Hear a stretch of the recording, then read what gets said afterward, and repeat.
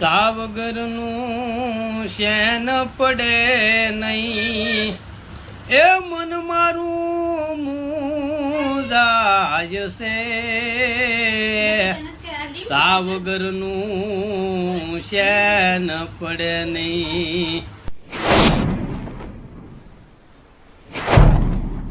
દિલથી દાયરન બાપા સીતારામ હવાર હવારના ગુડ મોર્નિંગ જય જય કૃષ્ણ કેમ છો બધા મોજમાં તો છો ને નથી મોજમાં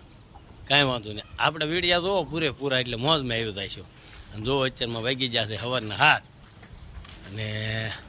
આપણે જાગી જશે યાદ થોડુંક જાગવું મોડું થઈ ગયું છે પણ કાંઈ વાંધો નહીં અને જો અત્યારમાં એ બધું કામ બાકી છે હમણાં કામ પતાવીને આપણે જવું છે ભાવનગર કારણ કે આજ મારા પપ્પાને દવાખાને તપાસ કરાવવાની બાકી છે એટલે આજ જવાનું છે આપણે ભાવનગર તો હાલો પહેલાં આપણે ફટાફટ કામ કરી લઈએ અને પછી પાછા મળીએ અત્યારમાં બધું કામ પતાવી દીધું છે અને કેટલા વાગ્યા છે 10 વાગ્યા આમાં ઘડિયાળમાં દેખાડે ને 10 વાગ્યા ચાર બધું કામ પતાવી દીધું કાલ તમારે થોડુંક મોડું બધું થઈ ગયું હતું અને ભાવનગર જવાનું હતું મોડું ફૂલ થઈ ગયું એટલે હવે ભાવનગર જવાનું બંધ જાય છે હવે સોમવારે જવાનું છે કારણ કે આજ શનિવાર છે એટલે આજ પાછું કાંઈ જ્યારે ડૉક્ટર અત્યારે 10 વાગે જાય તો કેસ કઢાવી શકते હોસ્પિટલમાં અને તપાસ એવું કરાવી જાય ટાઈમ બધું વયો જાય એટલે કાંઈ ડૉક્ટર આજ મળે નહીં એટલે હવે સોમવારે જવાનું રાખ્યું છે અને નાસ્તો કરવા બે જશે હાલો તમે જાય નાસ્તો કરવા સાંજ રોટલી ખાતે દેશી સીતારામ ગઈ તે હા નીતા નાસ્તો કરવા બે કાંતા હાલો બધા નાસ્તો કરવા બાપા સીતારામ બધાને કેમ છો તમે મજામાં થશો હું પણ મજામાં છું આ નવા વિડીયોમાં તમારું સ્વાગત છે માતાજી હરપલ ખુશ રાખે તમને બધાને એવી શુભેચ્છા પાઠવું છું અને જો અમારા વિડીયો તમે ઠેઠ જોઈજો ને છો કે નથી જોતા એ પણ અમને જણાવજો ગમે છે કે નથી ગમતો એ પણ જણાવજો પણ ન ગમે તોય તે ને ગમે તોય અમારો વિડીયો તમારે પૂરેપૂરો જોવો પડશે હવે જો વાહિદા સિવાય કઈ કામ આપણે નાસ્તો કરીએ પોરો ખાવાનું છે નીતા કે છે વાહિદું ગાનીતા અને પછી આપણે જવું છે વાઢવાના તેજસ્વી બેનને કઈક રોગ લાગ્યો છે શેનો રોગ છે બધા શેનો રોગ છે શું છું શેનો રોગ છે એ તો સામાં દૂધ નાખ્યું એ રોગ છે એમ ને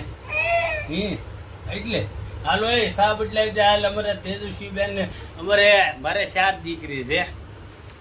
મોટી દીકરી 12મું ભણે એનથી નાની 10મું ભણે એનથી નાની કૃષ્ણાને તો બધા વિડીયોમાં જોવો છો બે મોટી દીકરીને કોઈ દિવસ વિડીયો લીધા નથી પણ અમારા અંદાજથી નાની આ પૂછડીઓ છે અમારે તેજસ્વી એની જીદ પૂરી કરવી અમને બહુ મોંઘી પડે છે કારણ કે પહેલેથી ને એને રાખી નહીં એ રીતને જો કે સારી ખેતી કરી નક્કી રાખી પા અમારે એક પૂછડીઓ છે એટલે આની જીત છે ને ભાઈ અમને બહુ માંગે પડે છે અને રોજ ભાગ લેવા જાય ને દિવસમાં કાંઈ 1 થી 2 ફેરી એક ફેરી તો ફરી હોય પણ 2 ફેરી થઈ જાય તો કંઈ કહેવાય નહીં એને સાંભળી જવું જોવે એટલે એ ભાગ એનો 50 રૂપિયાની હેઠે કોઈ દિવસ આવતો જ નથી 50 રૂપિયાની માથે જ હોય એટલે ન લઈએ તો એની જેમ પાછું કાલા કાઢવા મને એટલે અમારે તેજસ્વી બેન ને બધી હિસ્સા પૂરી કરવી પડે છે કા બહુ મોંઘી પડે છે કા બે ઓલી બે ત્રણ મોટી છે એ નથી કંદડ્યું એટલે અમારી તેજસ્વીની જીદ પૂરી કરવી અમને બહુ મોંઘી પડે કા તો હાલો હવે નાસ્તો કરી લઈએ હાલો તમે બધા નાસ્તો કરો આપણે કપડાં બદલાવી લીધા છે આવા કંઈ કપડાં પહેર્યા છે ને આવી ગયા છે આપણે વાઢવા કારણ કે હવારમાં ટી શર્ટ પહેર્યું હતું એટલે અડધીભાઈનું ટી શર્ટ હતું એટલે વાઢવામાં પાછું મચ્છર કરડે કે ન કરડે એટલે મચ્છર કરડે એટલે આપણે હાથ ને પગે બધે ઢીમણા થઈ જાય ને ખંજવાળ આવ્યા કરે એને કરતાં આપણે આખી બાઈનો શર્ટ પહેરીને આવી ગયા છે વાઢવાનું જો નીચે વાઢે છે કાનીતા તો આપણે ખડ વાઢીને 2 ગાંઠી જેટલો નીરાવ ભેગો કરી દીધો છે જો એક ગાંઠી તૈયાર કરીને નીચા વાઢવા ગાંઠી બંધાવા આવી કાનીતા પછી ઉપાડીશ ને મારે કઈ ઉપાડવી નથી કેમ મારથી ન ઉપડે તો કોણ ઉપાડશે મારે ઉપાડ્યો ને તો જો આપને ગાંડી ઉપાડવાનું કીધું ને ત્યાંથી કાંઈ આવડે મોટી ગાંડી ઉપડ્યા નહીં, કારણ કે ખડ શું છે ભીનું છે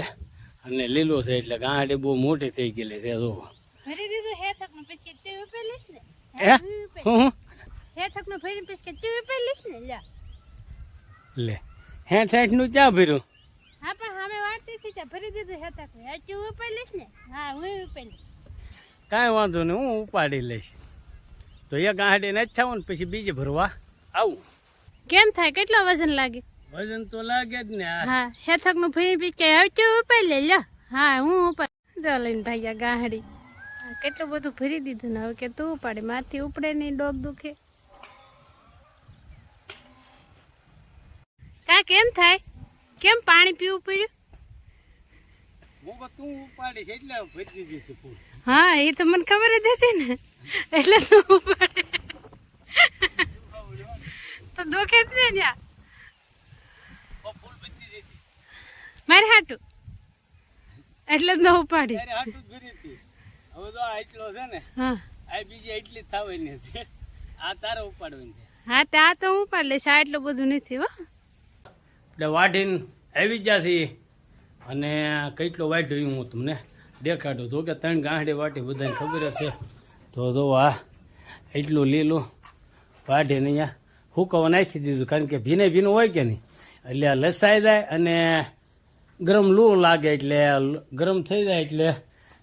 ગાવું કાંઈ ખાય નહીં. એટલે આપણે હુકવાય નાખી દીધું, કારણ કે ખવડાવવું તો તન મન ધનથી ખવડાવવું એમ. એટલે એની જેવું છે એટલે જો આવી રીતે આપણે ગોદાઉન નાનું એવું છે એટલે ગોદાઉનમાં હુકાવા નાખી દીધું છે. બાકીની જગ્યા ઘણી છે પણ ખુલ્લામાં હુકાવા નખાય નહીં. વરસાદ આવ્યો હોય તો પાછું 3 ગાંઠી ભેગી થાય નહીં. એટલે આવું છે બધું.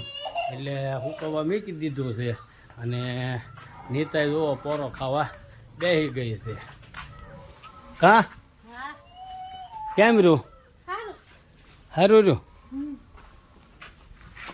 તો જો આજનો વિડીયો અમારો કંઈક આવ્યો રહ્યો છે અને જો કે અમારો વિડીયો તમને ગમ્યો જ છે, પણ અમારો વિડીયો તમને ગમ્યો હોય તો અમારા વિડીયાને